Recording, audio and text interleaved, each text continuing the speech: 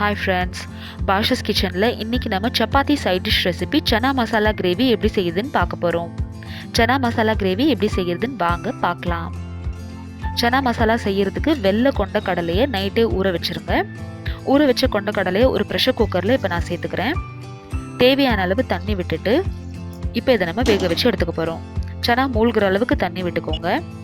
அரை டீஸ்பூன் அளவுக்கு இப்போ இதில் நான் உப்பு சேர்த்துக்கிறேன். லிட் க்ளோஸ் பண்ணி 4லேருந்து 5 விசில் வர வரைக்கும் வேக வச்சுக்கலாம்.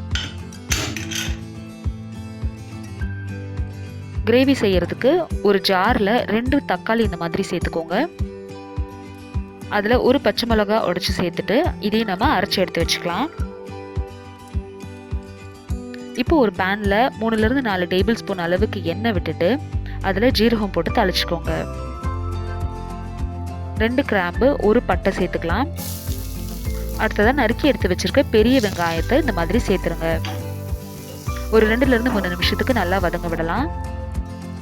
இந்தளவு வதங்கினதுக்கு அப்புறமா ஒரு டேபிள் ஸ்பூன் அளவுக்கு இஞ்சி பூண்டு பேஸ்ட் சேர்த்துக்கோங்க. அதையும் வதங்க விடுங்க. அடுத்ததாக இதில் ஒரு டீஸ்பூன் அளவுக்கு வெறும் மிளகாத்தூள், கொஞ்சமாக மஞ்சத்தூள், அப்புறம் கொஞ்சம் தனியாத்தூள், அப்புறம் கொஞ்சம் கரம் மசாலா தூள் சேர்த்துக்கோங்க. இப்போ இந்த சனா மசாலா செய்யறதுக்கு நான் எவரெஸ்டோட சோலே மசாலா பவுடர் எடுத்திருக்கேன். நீங்கள் எந்த பிராண்ட்னாலும் யூஸ் பண்ணிக்கலாம். ஒரு டீஸ்பூன் அளவுக்கு இதை சேர்த்துட்டு எல்லாத்தையும் நல்லா மிக்ஸ் பண்ணிக்கோங்க. கிரேவி மறுபடியும் வேகும் போது நம்ம இன்னொரு டீஸ்பூன் அதில் சேர்த்துக்கணும்.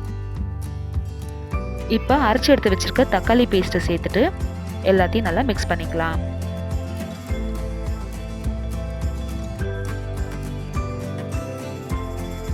நறுக்கி எடுத்து வச்சிருக்க கொத்தமல்லியும் இதில் சேர்த்துருங்க. கொண்டக்கடலை வேக வச்ச தண்ணியை சேர்த்துக்கோங்க. எக்ஸ்ட்ரா தண்ணி இதில் நீங்கள் வெறும் தண்ணி ஊற்றாமல் இந்த மாதிரி கொண்டக்கடலை வேக வச்ச தண்ணியை சேர்த்துக்கோங்க. இப்போ இந்த மசாலா எல்லாமே பச்சை வாசனை போகிற வரைக்கும் நல்லா கொதிக்க விடலாம். லிட் க்ளோஸ் பண்ணி ஒரு 10 நிமிஷம் கொதிக்க விடுங்க. ஒரு 10 நிமிஷத்துக்கு அப்புறம் பாருங்கள், இந்த மாதிரி இருக்கும். மசாலாவோட பச்சை வாசனை போனதுக்கு அப்புறமா இதில் இப்போ நம்ம கொண்டக்கடலையை சேர்த்துடலாம். இப்போ இதில் கடைசியாக ஒரு டேபிள் ஸ்பூன் அளவுக்கு மறுபடியும் சோலே மசாலா சேர்த்துட்டு எல்லாத்தையும் நல்லா மிக்ஸ் பண்ணி கிரேவியோட கன்சிஸ்டன்சி வர்ற வரைக்கும் கொதிக்க விடலாம். மூடி வச்சு ஃபுல் ஃப்ளேமில் கொதிக்க விடுங்க. இந்த கன்சிஸ்டன்சி வரும்போது ஃப்ளேம் ஆஃப் பண்ணிவிட்டு பச்சை வெங்காயம் கொஞ்சம் இந்த மாதிரி மேலே தூவிட்டு எடுத்து வச்சிருக்க கொஞ்சம் கொத்தமல்லியும் சேர்த்துருங்க. நம்மளோட சனா மசாலா ரெடி ஆயிடுச்சு. இந்த ரெசிபி உங்களுக்கு பிடிச்சிருந்துச்சுன்னா இந்த வீடியோக்கு லைக் கொடுங்க. என்னோட சேனலை ஃபர்ஸ்ட் டைம் பார்க்குறீங்கன்னா கண்டிப்பாக சப்ஸ்கிரைப் பண்ணுங்கள். இந்த சனா மசாலா கிரேவி சப்பாத்தி, பூரி, நான்க்கு ரொம்ப நல்லாயிருக்கும். இன்றைக்கி இதை நான் ஜீரா ரைஸ்க்காக ப்ரிப்பேர் பண்ணியிருக்கேன்.